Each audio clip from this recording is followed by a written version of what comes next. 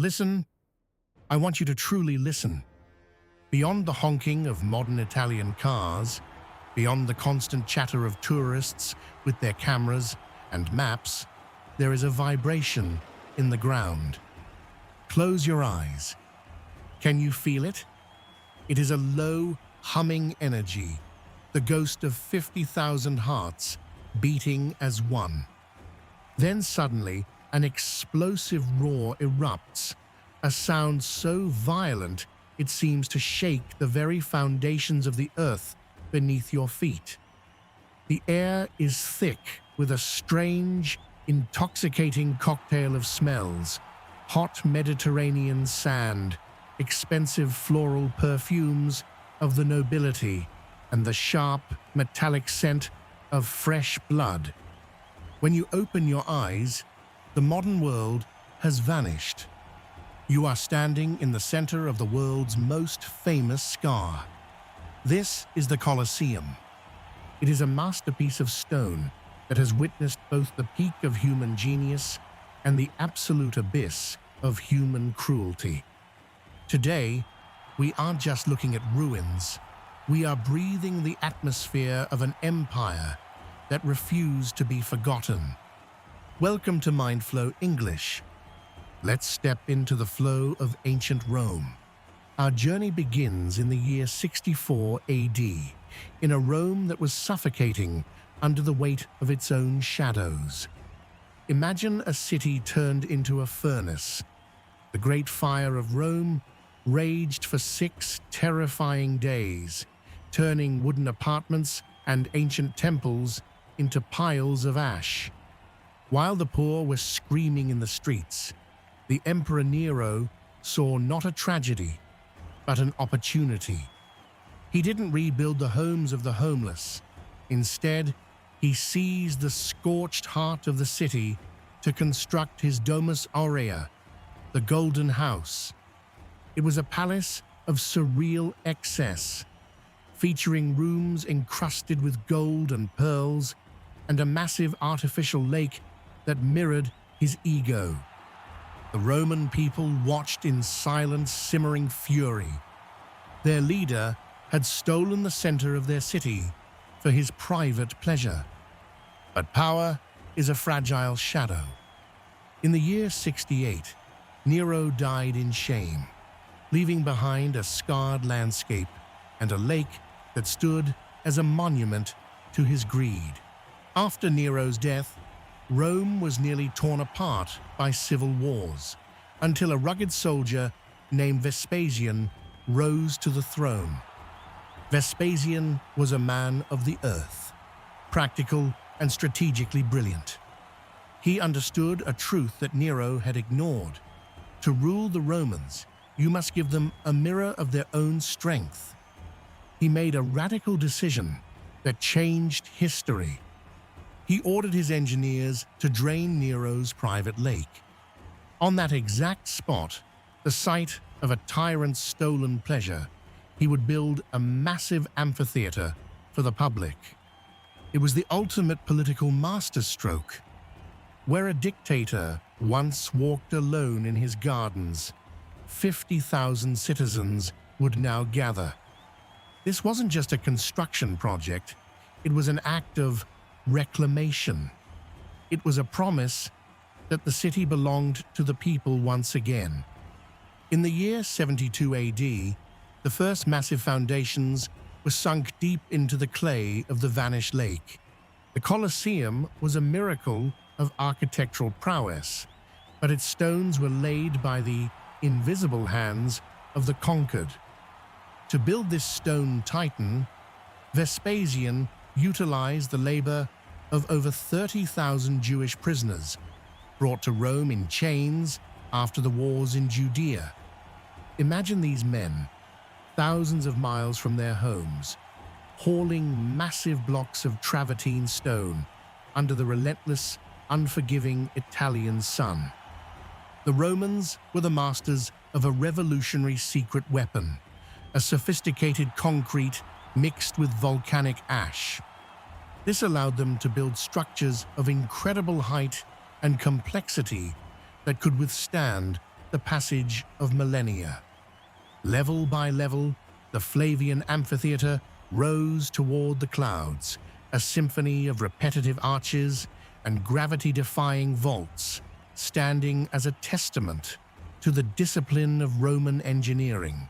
By the year 80 AD, the structure was a marvel of logic, luxury, and social control. It featured 4 majestic levels and 80 numbered entrances, creating what we might call the architecture of flow.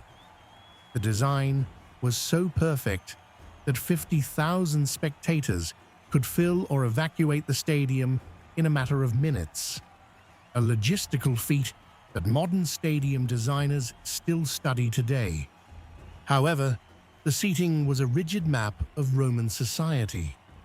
At the very front, in the podium, sat the emperor and the senators, close enough to hear the heavy breathing and see the sweat on a gladiator's skin. Behind them sat the wealthy knights, then the ordinary citizens and soldiers. Finally, at the very top, in the cheapest, sun-drenched wooden seats, sat the women and the poor. In the Colosseum, everyone had a place, and the building reminded you exactly where you belonged. When the massive bronze doors finally swung open, the Emperor Titus, Vespasian's son, threw a grand opening celebration that lasted for 100 days. This wasn't just a party, it was a psychological display of absolute imperial dominance. The mornings typically began with the Venatio, the Great Hunt. The logistical effort was staggering. Lions from the African plains, massive bears from the forests of Scotland, and tigers from the distant east were all captured and transported across treacherous oceans just to die in a single afternoon. To the Roman mind, this was a beautiful sight. It was proof that the empire had tamed the wild forces of nature. The arena floor was often transformed using elaborate scenery into a forest or a desert, creating a cinematic stage where man proved he was the world's ultimate predator. As the sun reached its peak and the heat in the arena became oppressive, the atmosphere turned cold and somber. The hunts ended and the midday executions began. The Romans were a people obsessed with law and order, and they believed that those who broke the law should be punished with maximum visibility. Criminals, rebels, and enemies of the state were led onto the sand. Some were forced to participate in theatrical deaths, acting out tragic myths where the hero actually died in the end. Others were left defenseless against starving leopards or forced to fight each other without weapons. For the spectators eating their lunch in the stands, this was a moral lesson. It was a visceral reminder that the hand of Rome was long, its memory was sharp, and its justice was absolutely inescapable. As the afternoon shadows grew long and the air began to cool, the superstars of the ancient world arrived. The gladiators. These were men who lived their entire lives on the razor's edge. Most were technically slaves, yet their fame was so great they were often treated like gods. They were trained in the ludi, highly specialized schools where they mastered specific weapons, the heavy sword, the net and trident, or the curved dagger. When they stepped onto the blood-soaked sand, the noise from the crowd was like a physical wall of sound. They weren't just killing, they were performing an art form. A gladiator who fought with exceptional courage, even in defeat, could be saved by the mercy of the crowd. The emperor would watch the 50,000 screaming faces, feeling the pulse of the city before making his choice. A thumb raised toward the chest meant life. A thumb pointed down meant the end. Interestingly, if you were to ask a Roman for directions to the Colosseum, they would likely be confused. To the people who built it, it was always the Flavian Amphitheater. The name we use today actually comes from a ghost. Standing just outside the arena was a gargantuan 100-foot bronze statue that Nero had originally built of himself. It was known as the Colossus. Even after Nero was gone, and the statue's face was changed to represent the sun god, it remained the most famous landmark in the area. People would say, "I'll meet you by the Colossus." Over the centuries, the name of the statue slowly bled into the stones of the building itself. The bronze giant was eventually melted down for weapons, but its name remains immortal, forever attached to the arena it once guarded like a silent sentinel. The most magical part of the Colosseum was entirely invisible to the spectators. Beneath the layer of sand lay the Hypogeum, a massive two-story underground labyrinth of tunnels holding cells and animal cages. Imagine the intense heat, the deafening noise of animals, and the frantic work of hundreds of slaves moving in the darkness below. Using a complex system of pulleys, ropes, and manual elevators, they could make a leopard, an elephant, or a fully armed gladiator materialize through hidden trapdoors in the arena floor, as if by magic. It was the world's first department of special effects. Above them, a giant retractable roof made of canvas, called the Velarium, provided shade to the crowd. It was operated by elite sailors from the Roman Navy, who moved the massive sheets of cloth with the same precision they used to sail the Mediterranean. The end of the bloody games didn't come because of a war or a famine, but because of a single act of extraordinary courage. In the year 404 AD, a Christian monk named Telemachus traveled to Rome and stepped into the center of the arena during a violent gladiator fight. He stood between the fighters and pleaded for the violence to stop. The crowd, robbed of their entertainment, was furious and killed him on the spot. But his blood was the final straw for a changing society. The Christian emperor Honorius, deeply moved by the monk's sacrifice, finally banned the gladiator games forever. As the Roman Empire grew weak and its treasury ran dry, the great hunts also began to fade. The elevators stopped moving, the sailors left the roof, and the Colosseum, once a place of infinite deafening noise, began its long, silent sleep.